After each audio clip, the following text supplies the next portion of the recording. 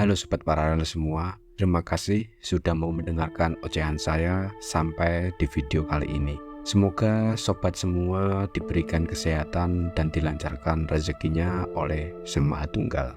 Sebelum masuk lebih jauh, saya mau meminta tolong kepada sobat paralel semua untuk mensupport channel ini dengan cara subscribe, like, share, dan tidak lupa untuk meninggalkan komentar agar saya tahu kekurangan saya dan bisa berbenah kembali. Siapa di sini yang tidak mengenal negara Jepang? Kenal dengan orang ini atau yang ini? Saya pastikan sobat semua mengenal negara Jepang. Ya walaupun sebatas penikmat video dewasanya. Tenang. Jangan pada tersulut emosinya dan langsung mengganti ke channel lainnya. Saya tidak akan membahas hal seperti itu di sini, karena saya yakin para sobat paralel lebih paham dan lebih banyak memiliki linknya. Ya kalau bisa bagi-bagilah di kolom komentar. Baiklah, kembali ke negara Jepang tadi.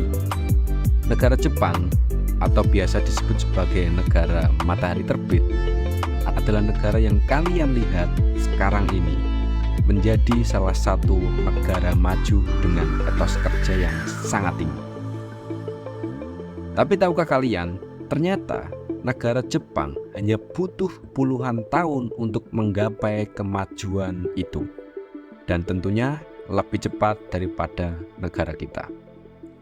Yang menjadi pertanyaan sekarang, kenapa bisa secepat itu? Padahal mereka dan kita sama-sama memulainya dari nol. Ingat aja sih, rezeki manusia itu berbeda-beda, jangan dibandingkan.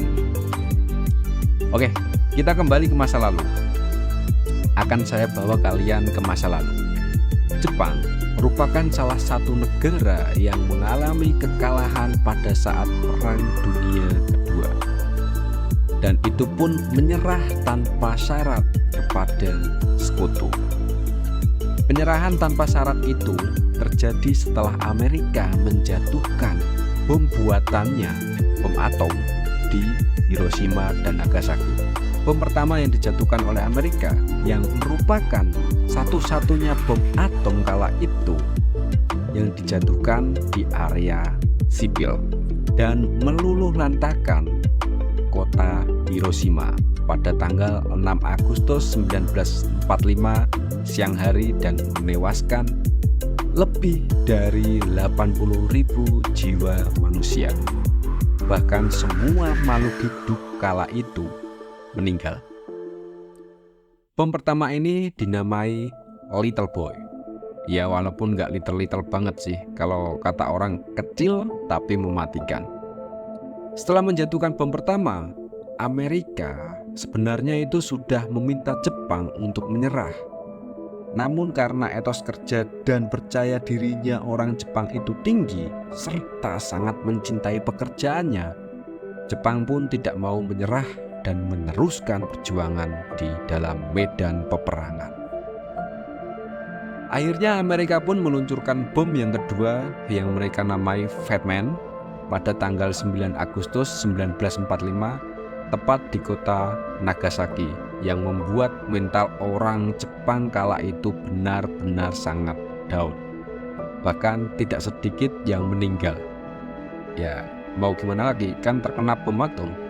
Akhirnya, tepat pada tanggal 15 Agustus 1945 atau 2 hari sebelum kemerdekaan Indonesia, Kaisar Hirohito, sang kaisar Jepang, menandatangani perjanjian menyerah tanpa syarat kepada Amerika dan tepat tanggal 2 September 1945 Perang Dunia Kedua berakhir.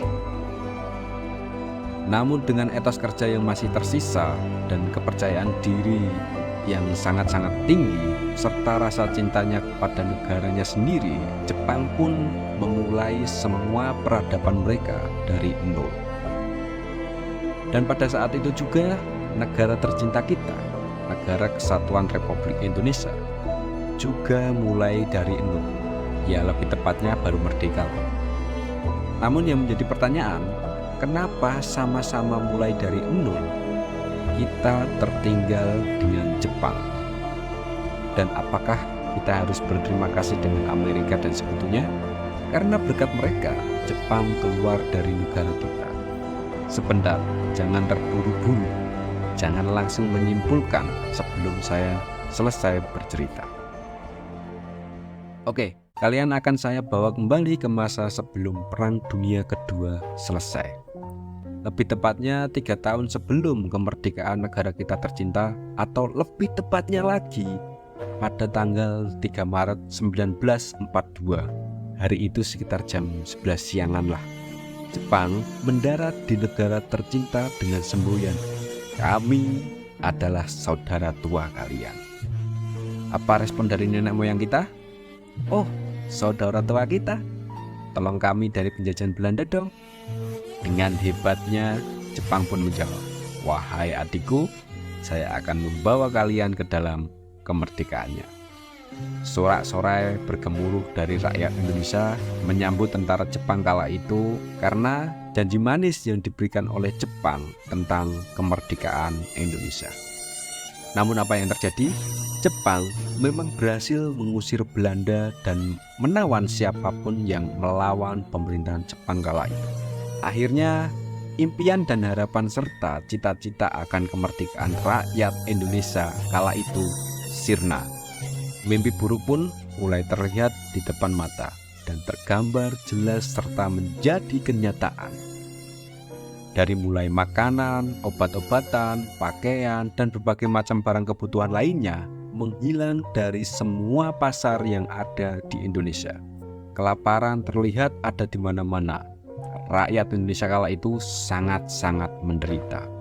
Apalagi doktrin gila kerja atau cinta mati dengan kerjaan yang dianut oleh negara Jepang diajarkan dan dipraktekkan langsung kepada rakyat Indonesia dengan nama Romusa, dan semboyan mereka kerja tidak kerja sama-sama meninggal.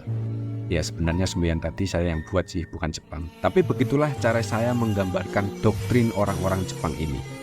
Pada tahun-tahun yang sama, 1942, Julius Robert Oppenheimer ditunjuk untuk menggarap proyek Manhattan yang menjadi cikal bakal terlahirnya bom atom Little Boy dan Fat Man. Sebentar, seperti familiar dengan nama itu?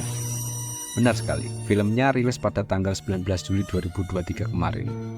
Bapak Oppenheimer inilah yang menjadi dalang atas penyerangan tragedi kemanusiaan terbesar di Hiroshima dan Nagasaki. Iya, benar, tragedi. Itu menurut Bapak bom atom ya, yang menyesali temuannya. Nah, bagaimana jika Oppenheimer tidak menjadi fisikawan dan proyek pembuatan bom atom atau proyek Manhattan tidak terlaksanakan? Apakah kita sampai hari ini masih dipegang oleh Jepang? Atau mungkin kita menjadi orang Jepang? Jadi wibu? Ya, walaupun banyak sih yang menjadi wibu sekarang. Inti yang ingin saya sampaikan, berkat terciptanya bom atom dan tragedi kemanusiaan Hiroshima dan Nagasaki, kita, bangsa Indonesia, terbebas dari genggaman penjajah, terutama dari saudara tua tiri kita yang sangat-sangat menyiksa.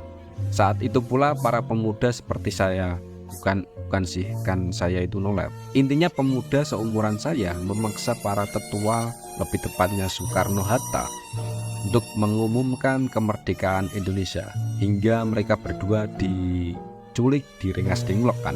Intinya dua orang ini disuruh untuk mengumumkan kemerdekaan Indonesia. Pertanyaannya adalah, siapakah yang paling berjasa atas kemerdekaan Indonesia? Bapak pematom Oppenheimer atau pemuda-pemuda bangsa? Jawabannya simpel dan sangat jelas simpel.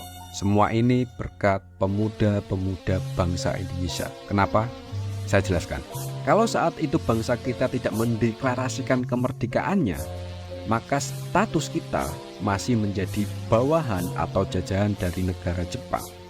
Dan saat Jepang menyerah tanpa syarat ke Amerika atau sekutu ya, semua negara yang dijajah oleh Jepang atau sedang dijajah oleh Jepang akan dikembalikan ke sekutu. Secara otomatis kalau kita masih di bawah jajahan Jepang, maka kita akan dikembalikan ke sekutu, terutama ke tangan Belanda. Faktanya, negara Belanda tidak pernah mengakui negara Indonesia itu merdeka pada tahun 1945, lebih tepatnya 17 Agustus 1945, dan terjadilah agresi militer besar-besaran dari Belanda. The past cannot be erased and will have to be acknowledged by each generation in turn. Mr. President, we need Indonesia.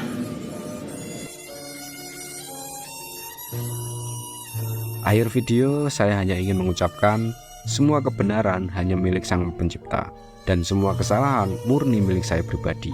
Oleh sebab itu, saya meminta maaf jika dalam ocehan saya ada kekeliruan yang membuat sakit hati para sobat paralel semua.